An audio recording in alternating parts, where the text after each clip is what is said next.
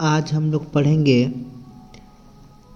JCRT 10th class के science का first chapter, जिसमें हम लोग देखेंगे कि रासायनिक अभिक्रिया एवं समीकरण। फर्स्ट चैप्टर का नाम है रासायनिक अभिक्रिया एवं समीकरण, जिसमें हम लोग देखेंगे कि रासायनिक अभिक्रिया क्या है, यानी वैसे रासायनिक अभिक्रिया जिसमें दो या दो से अधिक अभिकारक आपस में अभिक्रिया करके एक नए गुण वाले उत्पाद बनाते हैं, उसे रासायनिक अभिक्रिया कहते हैं।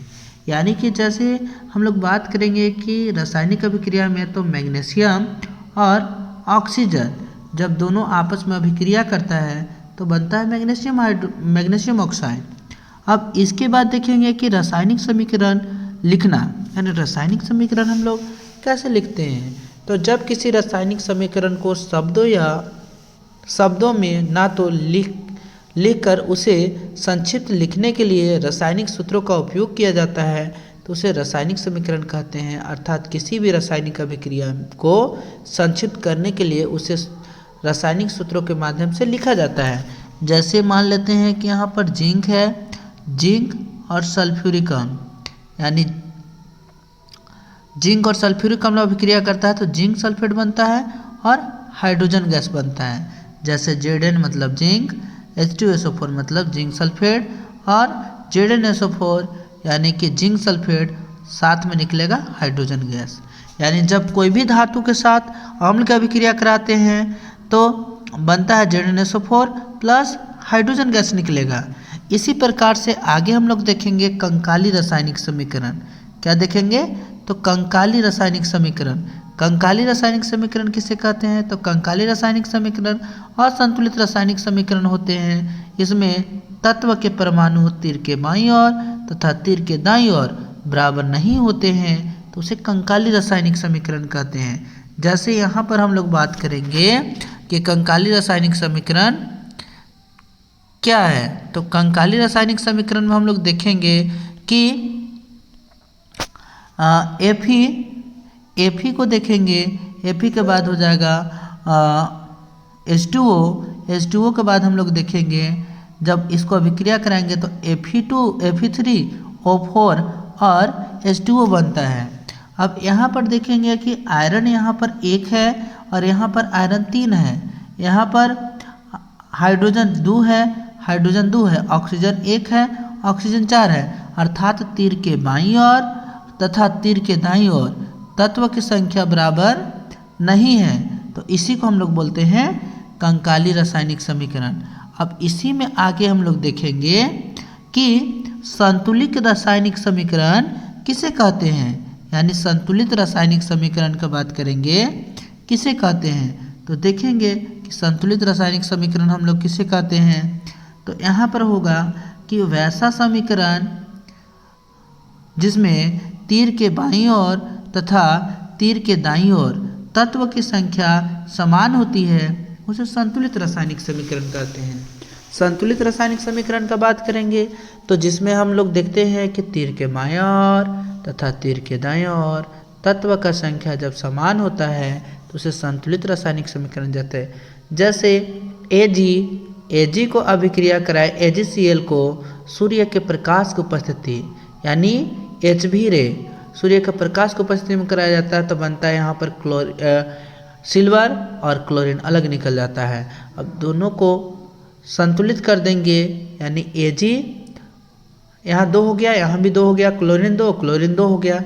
इसी प्रकार से दूसरा रिएक्शन यहाँ पर वही उसी को दिया गया है। जैसे मान लेते हैं कि सिल्वर ब्रोमाइड के साथ अभिक्रिया कराएंगे तो बनेगा सिल्वर और ब्रोमाइड अलग बन जाएगा। आगे देखेंगे हम इसी क्रम में हीट एंड ट्रायल विधि।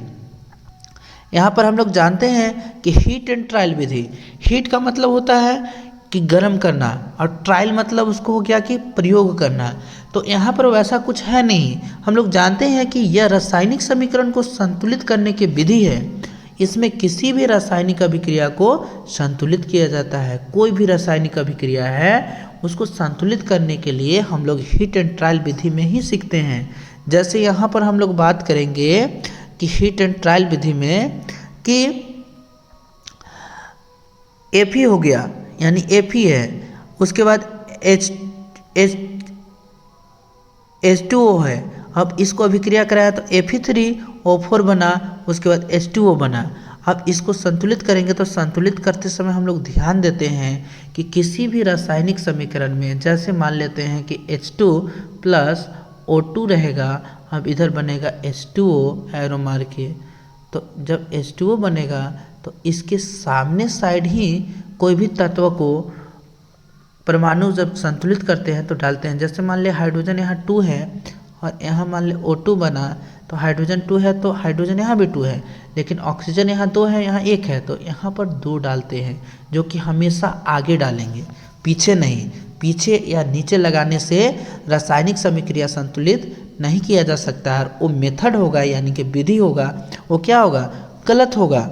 अब आगे इसी में देखेंगे कि और इसका एग्जाम्पल हो सकता है, जैसे जैसे मान लेते हैं कि यहाँ पर हम लोग देखेंगे कि C plus O2 arrow CO2, तो ये रिएक्शन में हम लोग देखेंगे कि रिएक्शन संतुलित है। अब इसमें हीट एंड ट्रायल विधि, यही समझना है कि रासायनिक समीकरण को संतुलित करने के विधि को ही हीट एंड ट्रायल विधि कहा जाता है।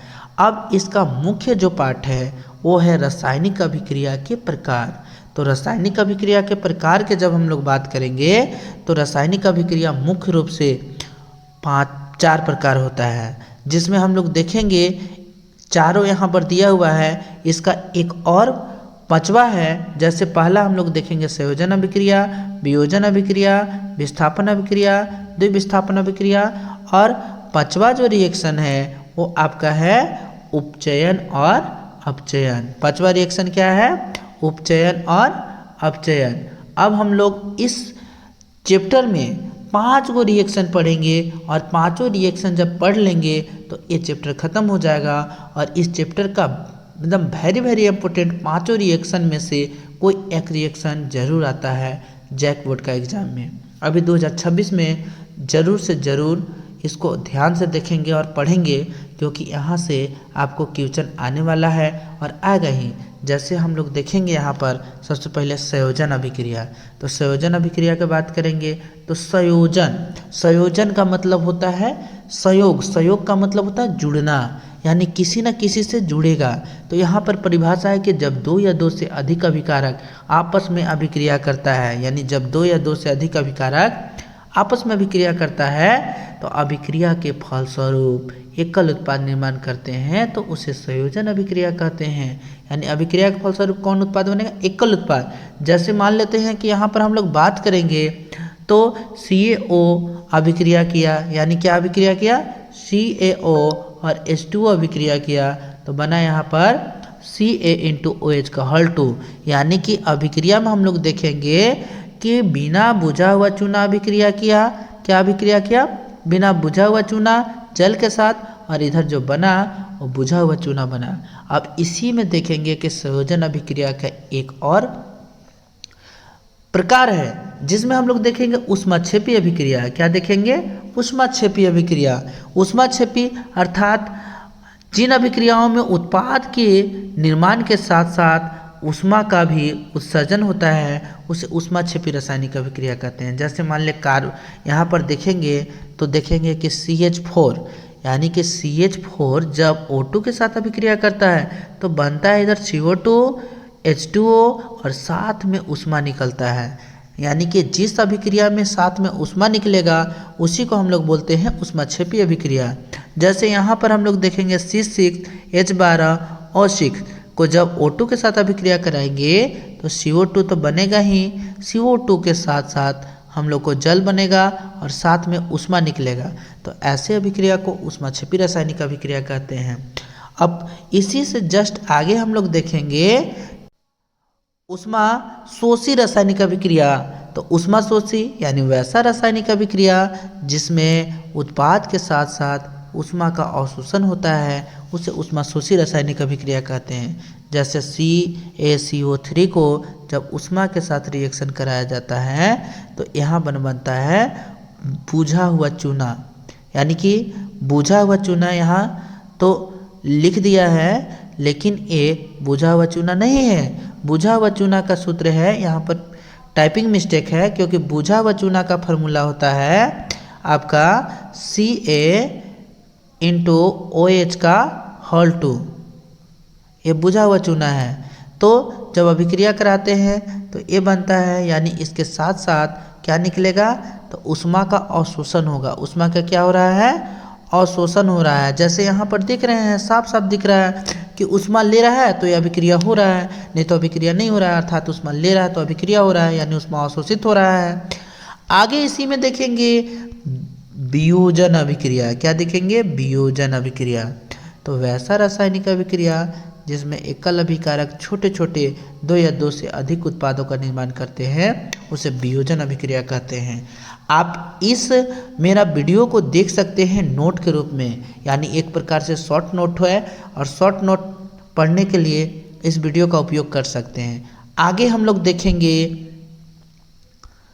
यहाँ पर कि अभिक्रिया करता है, यानी कि जब वियोजन अभिक्रिया की बात करेंगे तो वियोजन अभिक्रिया जब एकल अभिकारक आपस में टूट करके 2 या 2 से अधिक उत्पाद का निर्माण करता है तो उसे वियोजन अभिक्रिया कहते हैं। जैसे सिल्वर क्लोराइड जब टूटता है तो सिल्वर अलग हो जाता है और क्लोरीन अलग हो जाता है, तो ये वियोजन हो रहा है, यानी वियोग हो रहा है। वियोग का मतलब अलग अलग होना।